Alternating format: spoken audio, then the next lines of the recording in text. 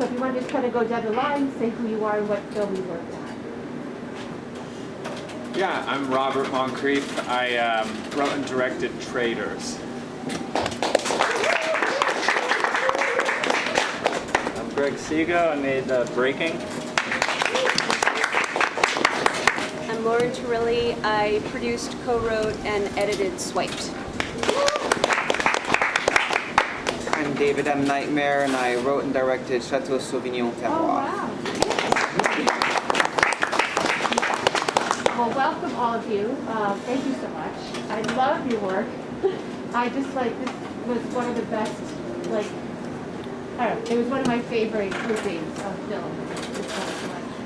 And when I was watching Traders, all I kept thinking of was you saying that you had this experience. And what was the actual noise about?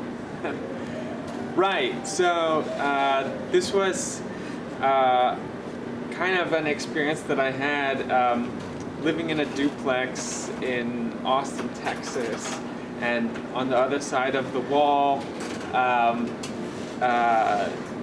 we had a neighbor that would make just strange, horrifying noises at all hours of the day and night, and we're thinking, what is going on? Is there something sinister happening? Turned out he was playing video games and doing cocaine.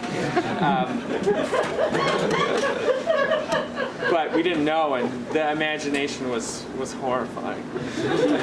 But now knowing that, every time I watch it, I laugh. Greg, what inspired your film, your journey? Really the sort of relationship we have to breaking news. How you could just be watching anything and that title comes on, it's never good. It's never like, you know, tigers are like not endangered anymore.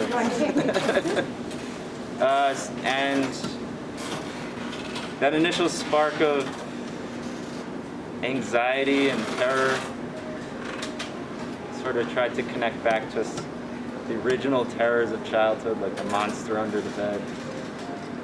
And yeah, that's really it. The beginning montage of sort of, you know, these electrical towers everywhere, Yes. which I get, you know, in essence brings us the broadcasts. It powers it. Yeah, I think I shared with you a story. I was just driving one night, and you know, silhouetted on the hills. And you know, I live a little north, Westchester County, but it's like a very sinister to see these towers everywhere. But I guess it's not really a city plan or anything. Anyway. No, definitely. Lauren, how on earth did you think this up? Well, we started working on it in 2016, in the summer of 2016.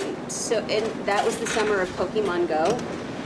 So everyone was literally walking around just like zombies attached to their phone. Like people were falling off of mountains and crashing cars.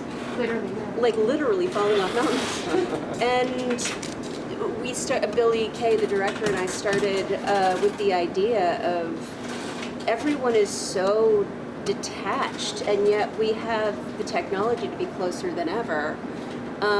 So that's kind of how it started. But then, how do you tell that story through the lens of a nightmare? Right. And Right. you know, that's and how do you show that so specifically? And that's, you know, how we came up with, you know, going through the idea of a digital dating site. And technology is so scary now. And, you know, we tried to capture that through, you know, a surrealist lens. Very, very meta. Very meta. What I remember asking Billy at the festival what was the phone that he made of? Did he tell you? But I'd love to. It's a cookie. And so we bought about 50 cookies with phone heads on them and ended up using only one.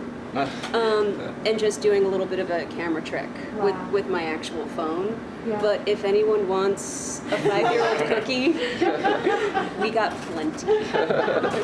I love it. And how did you, so do you have a vineyard that we should stay away from? There's a few, but coming from French wine country, I always thought that a vineyard would make a perfect kind of location for a horror film of this sort, and the concept just stemmed from there, really. I initially came up with the idea more as a feature film, so this is proof of concept for this larger idea. Oh, that's great. And so were you familiar with that area? Like, had you, no? Just Not kinda at all. Came across it and were like, this is horror? Ooh, sorry? You came across it and you were like, this is horror. Well, we had the script down and we went location scouting for about 3 months until we found these specific locations up in the Hudson Valley. We were first searching in Long Island, and we contacted every winery that we could find, and we visited every single one that responded. Unfortunately, everything was a little too modern and industrial, so we expanded our search into New Jersey and into the Hudson Valley, where we found Ben Marl Winery, where almost everything was shot, both Clinton Vineyards, and they kind of match this old world feel, and I really like playing with the idea that you don't know the exact setting at the beginning, what kind of time period we're in, until the car pulls up, and you realize, oh, this is a modern story. So I like toying with that. And how did the whole concept come about? I think just watching horror films and slasher films, and just knowing that vineyards were something close to home for me in particular, and that they're eerie, they dripped, the wine looks kind of already like blood to a certain degree, so it made sense in a creepy way. In a creepy sense. So kind of going back down the line, how did you get started in filmmaking? High school, I'd say. My professors, my teachers in high school allowed us to, instead of write our essays, make video projects. Oh, wow. And so for World War I, our paper was a video of us digging trenches in our parents' backyards and spraying each other with ketchup. And that was the first project, the first videos I remember making. And just natural progression going into summer camp for film, loving it, and applying to film schools, and going straight into it. Lauren? I started as an actor, just like Billy. I kind of grew up acting as a child, went to acting school, and I found that a lot of the people I went to school with started making their own films just to work. And so that's kind of how it started, just writing scripts and getting friends together and putting on our own show. And just loving it so much, I pretty much spend most of my time doing that and not being on the other side of it anymore. Yeah, a little bit of what you guys said. Lucky to have those types of parents who let me and my siblings watch anything growing up, and fell in love with film and got a camera, and it's really just been a sort of a progression that I hope to continue.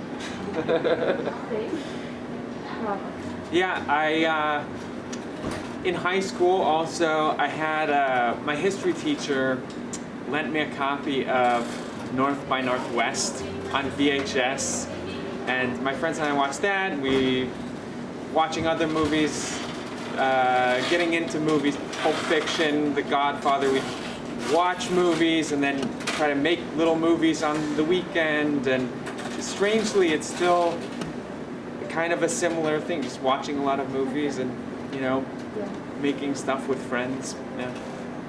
When the producer of Pulp Fiction and what Right, Richard Gladstein, yeah. Gladstein, he said, that's what he said. He was like, basically his advice was, read all you can, watch all you can. Right. And that's where you're going to get your ideas from. Yeah. And know what's good and what's not. So, since we do work with a lot of young people, what would be your recommendation to young filmmakers starting out? Yeah, I would say, Not to say you guys are. Have a Very. birthday a few days ago. Happy birthday. Thank you. Happy birthday! Oh, what a great Oh no, I misrepresented it. A few days ago. Sorry. This week, this calendar week, but not today. Thank you. I don't know, would that be good or bad? Like you have Halloween birthday, that your parents would kind of like mush everything Yeah, it may together. not be good. It's like a Christmas birthday. Yeah, or- you don't get the full birthday experience. Yeah. Anyway. Sorry, so, your advice to young people, I guess, who were starting out in film. Oh yeah, I would say the movies that you love, try to break them apart and see what makes them work. Maybe even like try to draw it out in a diagram. Think of it three-dimensionally. Analysis. And then work with people that you love working with. Find your friends, work with them. And then I would say maybe particularly to do with like horror and suspense. If you're starting out, there's a lot of value that you can get out of paying attention to sound. Like there's a lot you can do with sound when you don't have maybe the resources to put a huge amount on screen, that you can still be very impactful with the audience through the sound. That's a good point, That was a phenomenal answer. And to build upon, I'm sorry, I forget the producer you just mentioned's name. Richard Glassman. Read and watch. Get it. I mean, the library it still exists. Go to it. They have DVDs as well as books. There are great books by famous cinematographers on everything from if you're starting out to more advanced things. Just don't and keep a pad by the bed. Yeah, That's great, yeah. You're not gonna remember it when you wake up. That is so, it's like the Seinfeld episode. Yeah, exactly. The best joke ever. Exactly. And sometimes it's not. Like the Yeah, Seinfeld episode, it's not that good. Laura? You guys kind of nailed it. Yeah, Robert, you just. Yeah. Yeah. I'd say find your team. Find the people that you love to work with, like what you said. Find the people that you feel creative with, and celebrate each other's talents. Yeah. As well as Yeah. find the passion. Just remember what you're passionate about, both in this industry and outside of it, because that will always keep your creative mind sharp. To add on to that, I would say trust the people you work with and work with people you trust. It's a collaborative medium. It's one of the only artistic mediums that you work with so many other creatives. And if you can't work in collaboration with them, then choose another field, I suppose. But especially if you're starting out, surround yourself with people that you respect, that know what they're doing, and learn from them as much as possible. I think also, like, if you know what you can't do, then you're better finding somebody who can do that. But if you think you can do everything, you might end up not so happy. Right?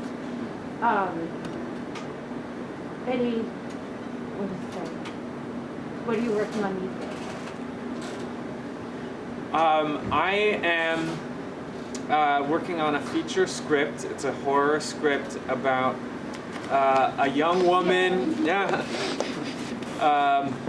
who goes to a biotech conference, like a remote biotech getaway, luxury, elite conference, and is surrounded by leaders in the field of biotech, but slowly finds, as like people from the conference start to disappear, that it's being run by a conspiracy of evil. I've been chipping away at a project. Obviously, the quarantine and COVID restricted a lot of Yeah. basically every plan's inside film and outside. But because of that, I wrote and am almost done shooting or completing. It's sort of a fake history documentary, sort of a little Ken Burns, a little Attenborough about a tree in my backyard. Because I couldn't really work with any actors. I'm about to go into production on the narration for a young adult audiobook. Oh, nice. Yeah, it's a really well written book by a new author in Canada. It's called The Caged Curse, and I'm excited. I took the pandemic to finally write the Chateau Sauvignon feature, which went That's to awesome. we went to some competitions last year, got some good notes, so we're writing the next draft right now. And Chateau Sauvignon Terroir, the short, is still on the circuit with another three short films that are all about to finish their circuit life this winter, spring, and I have 3 other ones that are about to enter the circuit. Wow. So busy keeping them getting seen. That's amazing. You guys, thank you so much. Thank you. For being